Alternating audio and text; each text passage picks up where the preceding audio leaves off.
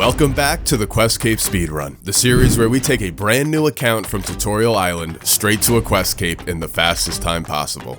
Last episode we managed to set a pretty decent foundation for the run, but now that we're locked in, we have to go even faster.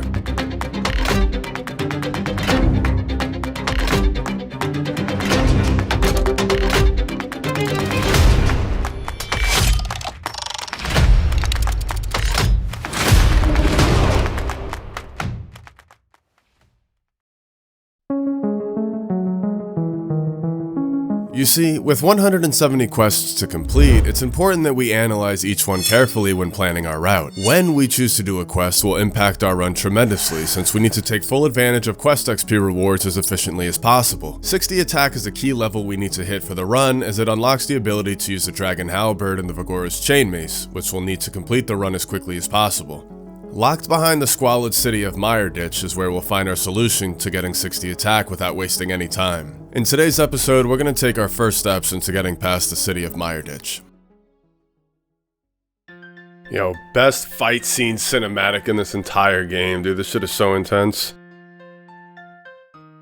Man, I'm just sitting here editing some future episodes and reading a bunch of the comments you guys left me on the first video, and I can't explain how much it means to me, seriously. Just the reception, your guys' feedback, I mean, it was so awesome. So I just want to thank each and every one of you, and hope you guys enjoy this episode. Dude, I remember doing Shiloh Village on one of my Obby Mauler Pures when I was a kid because I wanted the Beads of the Dead, because I was too broke to afford a Berserker necklace, and I thought nobody would be able to tell the difference. Oh boy, we got a lot of quests to do and a lot of items to unlock. So many different routes we can take too. I mean, it's like there's gotta be hundreds. By doing Taibwe Wanai Trio first, we unlock the ability to use the Taibwe Wanai Tele Scrolls to save time while doing the Shiloh Village quest. To unlock our best method for smithing, we gotta get our hands on some goldsmith gauntlets from this dude. Bro, stop moving. I'm trying to get a clip for my video. Just, yo, stand still. Bro, yo, just stop moving. Bro, stop moving. But first, we gotta help his pops, but he requires us to have 40 smithing first. Brother, this is a speed run. What the f are you doing? In just a matter of minutes, we can knock out Elemental Workshops Part 1 and 2, granting us a total of 12.5k smithing XP, saving us a massive chunk of time. I literally have no idea what I'm typing, but fuck it, we just gained 10k farming XP for it. Hey, don't forget to do your birdhouse runs, brother, every hour, on the hour, 12 hours a day for the next month and a half. It's gonna be a lot of fun. Oh god, not this quest, dude, please. 18 plus 3, red squares is 4? Pentagon, okay, subtract. Exchange that for Indigo 24. I'm smart. Come on. I'm smart. Why is this shit in the fucking game? First taste of rune crafting XP on the count. Straight up to 22.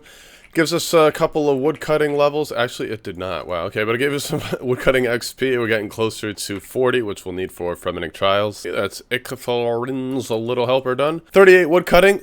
Getting closer. It's a nice part in the quest to get some free crafting XP while we just wait for this guard to make his rounds. Yep, no idea what any of those frogs were talking about. Was just spamming the spacebar the whole time. Nice level there. 43 crafting coming in on the birdhouse run. We can now start cutting diamonds. And 31 to 38 thieving. Such a good quest. 15k thieving XP. That is the feud done. Just starting up the Fremennik Trials quest, and I'm bringing DoorDash Mike up here to run us some diamonds so that we can cut them while we're running around Relica doing the all the errands that you have to do for this quest. So should get some pretty nice crafting XP as well. Thank you, Mike. Man, this is so much fun getting all this crafting XP, just running around questing. No XP wasting, fletching those darts in between attacks. So here's just one of the many examples of when we can sneak in some 0-time skilling XP. We have to head back to Varlamore for some quests, and in order to do that, we gotta hop on the Quetzal over there in Eastern Varrock. So it gives us time to craft like 2,000 XP worth of diamonds, which might not seem like a lot, but let me tell you, it sure adds up.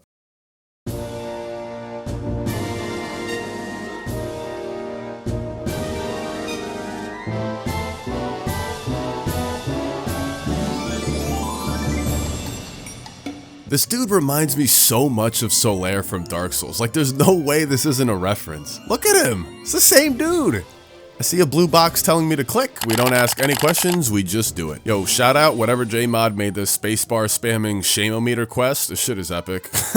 Oh shit, yo, we're going undercover to solve a murder. Yo, what an absolute slugfest. Holy shit. I knew who the murderer was the whole time, honestly. Imagine caring about actually disarming these traps. Bro, I didn't record the fight with the giant scarab thing. Oh man. Not to worry, here is a quick reenactment of how that boss fight went down. Do something. I am. I did. What did you do? It's already done.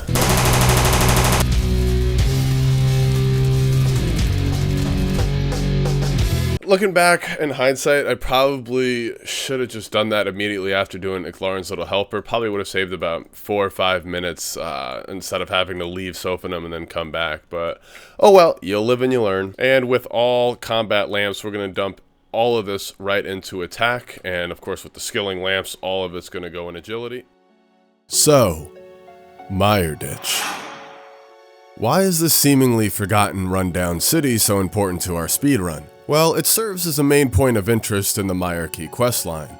Originally released in January of 2005, In Search of the Mire-Key is the first of 5 quests in the series that has the player aid a resistance group in helping to overthrow the vampiric rule of Mauritania. We'll have to make our way through the Mauritania swamp and into Morton, help rebuild Berg Darat, and then eventually infiltrate Mire Ditch. Once we successfully make our way through the city and complete the quest Darkness of Hallowvale, we'll be able to start a Taste of Hope, which is our golden ticket into the castle grounds of Versenhazen, where one mysterious stranger will gift us with more attack XP than we could ever dream of, if we survive his challenge. We've got a long ways to go and many obstacles to overcome. Well, that was easy. In Search of the Mire-Key, done just like that. Taz Kyle Trump. Okay. Mine all the rubble in the room and then clean it up. Empty the buckets outside on the rubble pile. Like, this is just bad quest design. Nobody wants to do this. Fill and empty like 15 buckets of shit. So during an aid of the Mire-Key, this dude Aural asks for a bunch of random items like snails and buckets and 10 bronze axes. 10? I don't like. We're just gonna have Mike come bring whatever we need so we don't waste too much time. Yeah, I mean, this is saving so much time. Holy, so much repairing. Look at our silver sickle putting in some work. Can we hit anything higher than a 1? Was I the only one who thought this was like the sickest item in the game as a kid? I mean, I was too dumb to do this quest back then. I always wanted one. You know what? We gotta test this thing out. For my childhood's sake. 11-year-old Mabry would be so proud of me right now. I got the Gatter Hammer. Oh no, I didn't bring him food. I didn't bring him any food! No! Oh my god, so my dumbass brought all that armor in with me and no food. Alright, do I give him the food here as well? Jesus Christ. Did we do it? Woo! Alright, we did it. Mission success. How much? 45K? To teleport to Morton? Moving along. Dude, I thought about waiting to do this quest. My girlfriend is going to be home any minute, and I really hope she doesn't ask me why I called off work to play a Penguin game all day. If I don't have any food. Oh god, please don't. You can't fail. Oh no. Come on, stop failing. Stop failing, come on, dude, I don't have any food! I'm gonna die. Come on, easy does it. One more. What? Oh no. Dude, I don't have any food. I'm gonna die. I'm gonna die! Please. Please, one more. One more. Oh, let's go. Oh, that fucking quest. I was ready to fuck someone up if I died. Alright, it's late, my brain hurts, so we're just gonna set ourselves up for a tree run in the morning, and see you guys then.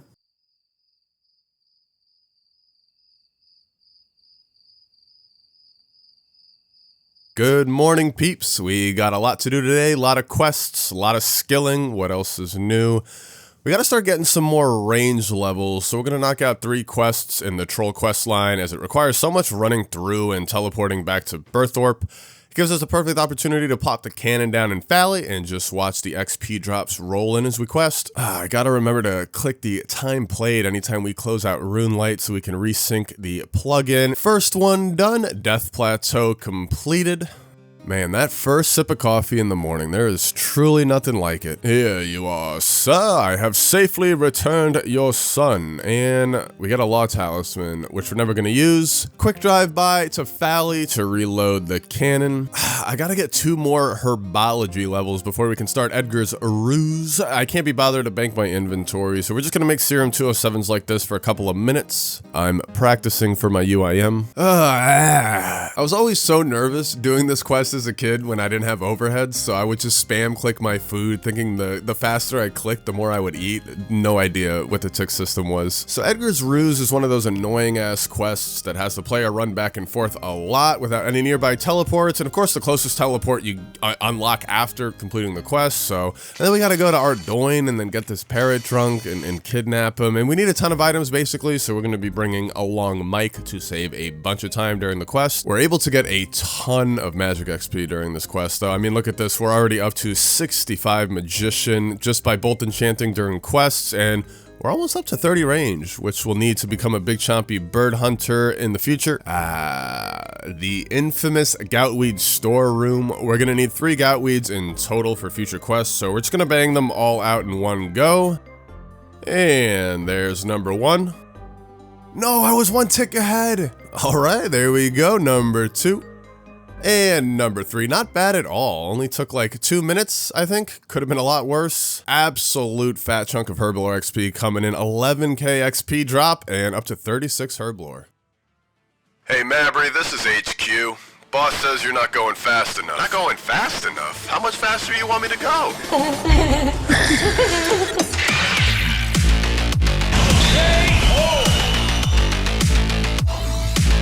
Yeah, they just can't keep up with you.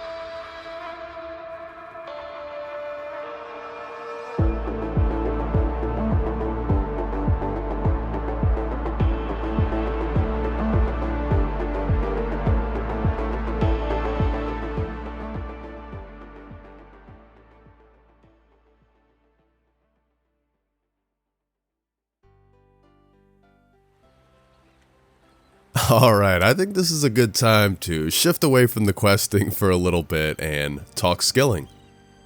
There are a bunch of stats that have high requirements in order to obtain the Quest Cape, but for right now I just want to highlight 3, mining, fishing, and thieving. Everybody knows the famous 3 iron mining spots to power mine iron. They've been around since the dawn of time, and we've all done them at some point or another, but we need something even faster than that. When theory crafting this run, I found that 3 ticking iron ore at this particular spot here just north of Ardy was going to be the most efficient to do, because not only are we able to sneak in a cheeky high alch every other rock that we mine for a little bit of magic XP, we can also fire the cannon safely from either here or right here and never get aggroed by the bears.